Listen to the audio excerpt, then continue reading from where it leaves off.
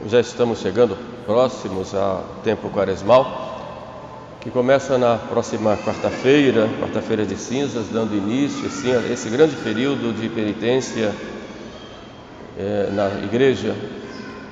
E mais do que nunca nós precisamos fazer penitência. O próprio Jesus nos convida a isto, fazer penitência, porque já se aproxima de vós o reino de Deus. E durante o tempo quaresmal nós desenvolveremos muito este assunto, este tema, convidando, exortando a todos a esse tempo de penitência. Se não fizermos penitência, todos nós vamos perecer, já nos dizia o próprio Jesus. Mas por que tudo isto? O que é que Jesus quer de nós? Jesus só quer uma coisa de cada um de nós. Jesus só quer o nosso amor. Santa Teresinha dizia, Jesus, ele vive mendigando o nosso amor. E na verdade a santidade consiste nisso, no amor. Muitas vezes podemos pensar que ser santo e queremos ser, e é a nossa vocação, que a santidade consiste em fazer longas orações. Sim, preciso rezar, mas não é a quantidade de orações, e sim a qualidade de amor que nós colocamos nas orações que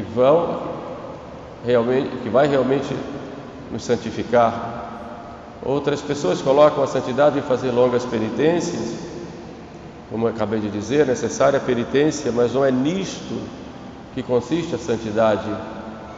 Outros podem colocar a santidade em ter grande conhecimento intelectual da doutrina da igreja, dos santos padres e da história.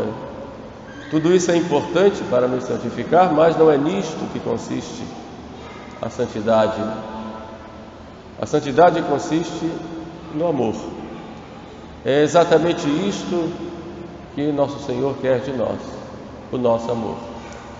Santo Agostinho resume numa frase muito bonita e que ficou muito conhecida: 2 amores fizeram 2 cidades. O amor de Deus, até o abandono de si mesmo, construiu a cidade de Deus. E o amor de si mesmo, até o abandono de Deus, construiu a cidade do diabo. O magistério da igreja expressa que o homem não pode viver sem amor. Se nós amamos, aí pego de novo Santo Agostinho, se nós amamos a terra, seremos terra. Se amamos a Deus, ele diz, seremos deuses. E exatamente a este amor que nós somos convidados nesse tempo que se aproxima, a amar. E São Paulo, hoje na Epístola aos Coríntios, vendo que a comunidade de Corinto era uma comunidade que tinha muitos problemas entre os membros, muitas divisões, também queriam uma espécie de religião baseada nas emoções e nos sentimentos. Santo Agostinho manda a carta para corrigir esses erros, entre outros, que havia lá naquela comunidade. E ele então, nesse capítulo 13 que nós acabamos de ouvir na epístola, ele explica que é o amor que nós devemos buscar. Ainda que eu falasse as línguas dos anjos. Os coríntios muitas vezes gostavam de falar em línguas, e ele dizia, ainda que eu falasse a língua dos anjos, se eu não tiver amor ou caridade, isso de nada me adianta. Poderíamos dizer também hoje, ainda que eu soubesse muitas coisas, que tivesse grande conhecimento da doutrina, da Sagrada Escritura, dos santos padres, de toda a teologia, de toda a liturgia, tivesse grande conhecimento intelectual, ainda que eu saísse por aí pregando, falando tantas coisas, se eu não tenho o amor, isto de nada me adianta. E São Paulo então vai discorrer as qualidades, as características do amor. No amor nós podemos ver 3 aspectos. O primeiro aspecto é o amor, ou 3 graus ou 3 tipos de amor. O amor pode ser chamado, em primeiro lugar, de Eros. O que é o amor Eros? Eros, na mitologia grega, era o chamado deus do amor. Mas o que significa esse Eros? Esse Eros é um amor, não deixa de ser amor, mas é um amor muito egocêntrico, um amor muito interesseiro. Então peguemos, por exemplo, um casal de jovens que vai se casar. Ele diz: eu quero me casar por quê? Bom, eu quero me casar porque eu preciso dele, eu preciso dela, eu preciso ter uma família, eu quero sair da solidão, eu não aguento mais ficar sozinho, eu quero ter as minhas coisas, eu quero poder sair, quero poder falar as coisas, quero poder ter filhos, eu quero poder ter minha casa, eu quero poder ter a minha vida. Então, por isso, eu quero me casar. Poderíamos dizer a mesma coisa numa família. Eu preciso disso, preciso daquilo. Eu quero ter sossego aqui em casa, eu quero ter minha casa, quero ter meus pais comigo, quero ter a minha mãe comigo, meu esposo, minha esposa, enfim. Eu acabei de repetir aqui várias vezes a palavra eu, meu, para mim. Então esse tipo de amor, chamado de Eros, tecnicamente falando, é um amor egocêntrico, egoísta. Eu penso em mim. E a característica desse amor é o ciúme, ou a possessividade. O ciúme, porque eu quero para mim, e se o outro tem, ou se eu corro o risco de perder isto que eu quero, eu me desespero, eu me irrito. Ou num grau muito maior, eu quero aquilo para mim, então tenho posse daquilo. É um amor infantil, um amor de criança mesmo. É esse amor que São Paulo ele critica de modo oblíquo, quando ele diz: quando eu era criança, agia como criança, pensava como criança, mas quando eu cresci, eu deixei as coisas de criança. E muitas vezes, quando nós falamos que temos um amor, até amor a Deus, é um amor de criança, não no sentido que Cristo colocou de sermos como crianças. Ele colocou no outro sentido. O ser como criança que ele fala é confiar, se entregar. Mas esse ser como criança no amor significa querer um amor egoísta. Eu quero Deus para mim, quero que Deus me faça as coisas, me faça os favores. Com relação às pessoas, eu utilizo as pessoas sempre em meu proveito, no meu interesse. Então, este amor não é um amor querido por Deus. Este amor é um amor infantil que não faz santos. Este amor não faz sustentar a vida de um casal quando se casa. Esse amor, ele destrói um relacionamento familiar. Esse amor não é o amor querido por Deus. Portanto, nós temos que superar esse tipo de amor. Mesmo na prática da nossa fé, mesmo quando falamos de irmos à igreja, eu quero ir à igreja por quê? Porque eu me sinto bem, porque lá eu estou bem. Então notem que o eu vai estar sempre em primeiro lugar. E eu estar bem, posso estar bem aqui, como posso estar bem lá num clube, estar bem num show, ou estar bem, do ponto de vista humano, lá num estádio de futebol, ou num show de rock, enfim. O amor, ele faz com que a pessoa, ela se desprenda de si mesma.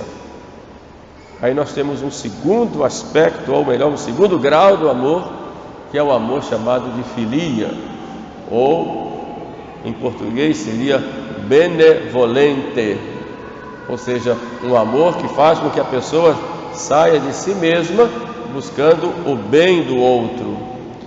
Eu quero o bem do outro, quero viver para o outro, e este amor já vai exigir renúncia de si mesmo.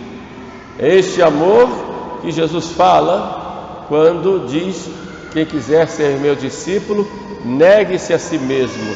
É a primeira condição para se ter um verdadeiro amor. sair de si mesmo, ir ao encontro do outro, olhar a necessidade do outro, ver no outro o próprio Deus e ver que o outro precisa de nós. É o benevolente que nos leva a um amor de beneficência, ou seja, de fazer o bem para com o outro. E este amor é um amor tão necessário no relacionamento humano, começando dentro da nossa própria casa e depois da nossa igreja. Quantas vezes nós vemos problemas até dentro da igreja de relacionamento entre as pessoas, quantas divisões nós vemos exatamente porque muitas pessoas não têm esse amor ainda e buscam não o bem do outro, mas o bem de si mesmo. E quando a sua vontade não é feita, ou o seu jeito de pensar e agir não é atendido, ele, sem raciocinar direito, como criança, reclama, porque me tomaram a bala, me tomaram o pirulito, então eu me aborreço e não quero mais saber. Isso me causa pânico, é a infantilidade, é o eros. Mas se eu já vou para o outro e procuro ouvir, procuro acolher, procuro pisar em cima do meu próprio egoísmo, eu já cresci, já tenho um amor que vem de Deus, porque todo amor verdadeiro vem de Deus e me leva para Deus. Mas é preciso um outro amor. Esse amor precisa crescer, ele precisa ser transcendente, precisa me levar para Deus e me trazer Deus de modo mais profundo. É aquilo que os gregos chamavam de ágape, que é o amor comunhão. É um amor mais maduro, em que a pessoa não só quer o bem do outro, mas quer estabelecer com o outro uma relação de comunhão. É este amor que nós devemos buscar, primeiro com Deus e depois com os outros. Primeiro com Deus, e esse amor de comunhão com Deus deve ser fruto de uma entrega total de nós a Deus e de Deus a nós. Deus faz a sua parte e Ele se entrega por nós. O próprio Jesus nos diz: ninguém tem maior amor do que aquele que dá a vida. Amai-vos uns aos outros como eu vos amei. O amor ao próximo já era no Antigo Testamento algo muito claro. Jesus, quando pergunta àquele doutor da lei o que é que está escrito no maior mandamento da lei, o próprio doutor da lei diz: está escrito, amarás o Senhor teu Deus e amarás ao próximo como a ti mesmo. E Jesus disse: faze isto e viverás. Mas Cristo quer um amor maior, um amor como Ele. Então amai-vos como eu vos amei. Um amor que vai às últimas consequências de uma entrega total dele ao Pai e depois a todos nós. Este amor que se realiza de modo bem claro para nós e continua na história no altar, no sacrifício de Cristo, na Eucaristia, quando Ele se entrega por nós e se dá a nós em alimento. É este amor ágape de comunhão que nós devemos procurar ter uns com os outros em Deus, sempre, nunca fora de Deus. É significativo aquele diálogo de Jesus com Pedro logo depois da ressurreição, quando se encontram lá no lago de Genezaré. Jesus pergunta: Pedro, tu me amas? E Jesus usa o verbo ágape, agapeo, tu me amas? E Pedro responde: sim, Senhor, tu sabes que eu te amo. Pedro usa o verbo filia. Jesus fez uma pergunta e Pedro respondeu de outra forma: sim, Senhor, tu sabes que eu te amo. E Jesus diz: apacenta os meus cordeiros. E pergunta uma segunda vez: tu me amas? Ágape, com esse amor ágape de comunhão. Sim, Senhor, tu sabes que eu te amo, com esse amor filia, benevolente. E Jesus vai uma terceira vez e pergunta: Pedro, tu me amas? E e Pedro responde, já triste, certamente se lembra ali de o quanto ele negou. Eu neguei, eu te neguei, na hora de expressar essa minha comunhão, essa minha entrega total à tua vontade, porque tu estavas te entregando por nós e por mim. São Paulo vai gritar depois, ele me amou e se entregou por mim.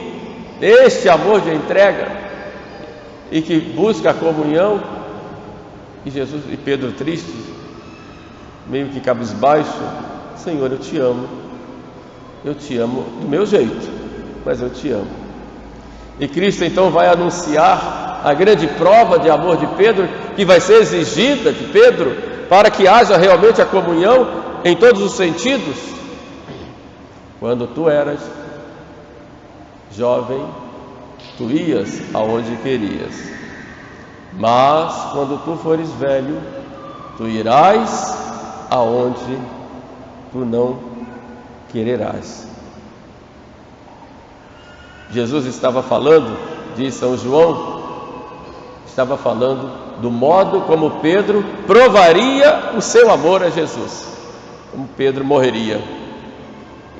E foi exatamente dessa forma que Pedro morreu, crucificado, e pediu para ser crucificado de cabeça para baixo, porque não era digno de ser crucificado como Jesus. De modo que o amor que Jesus quer de nós, ele é provado na cruz, no sofrimento, na dor. Não existe amor verdadeiro que não passe pela cruz. Por isso Cristo diz, quem quiser me seguir, negue-se a si mesmo, seu egoísmo, tome a sua cruz, e aí siga-me. E seguir Jesus com a cruz é para onde? Para o Calvário, para a dor, para a entrega total. E nós temos muito essa tendência de fugirmos da cruz, porque queremos ser como crianças.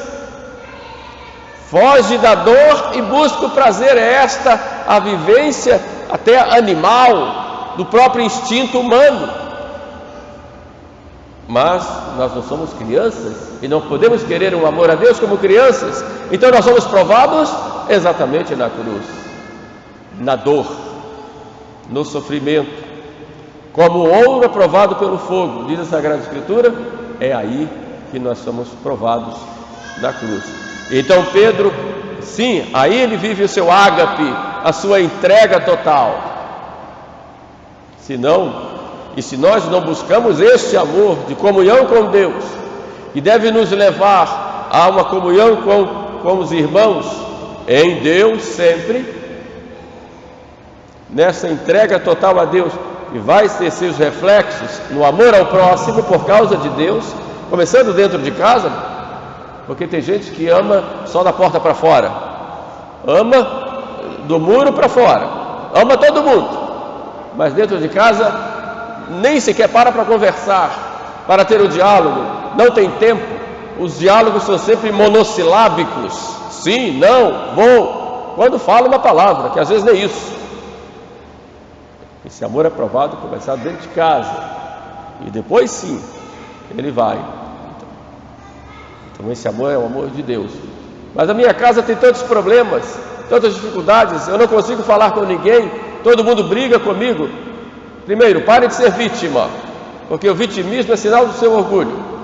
Segundo, aproveite a cruz, que muitas vezes Deus permite dentro de casa, para nos levar a uma verdadeira caridade, um verdadeiro amor. Cada vez mais Deus quer isso de nós. E o mundo hoje sofre por falta de amor. Sofre por falta de quem dê a vida por nosso Senhor e por nosso Senhor aos irmãos.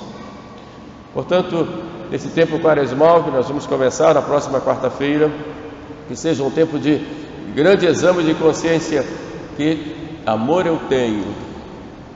Estou buscando amadurecer no meu amor, ou estou com aquela minha vidinha de católico com cheiro de flor de laranjeira, morno, as penas de casca de aparência, mas não procuro viver esse amor que vai ser expresso em atitudes no dia a dia. Peçamos, pois, a Nossa Senhora, nossa mãe, a mãe do amor formoso, como diz o livro dos Provérbios, que ela nos traga esse amor, que na verdade é nos trazer o próprio Filho, para que faça parte de nossa vida. Louvado seja nosso Senhor Jesus Cristo.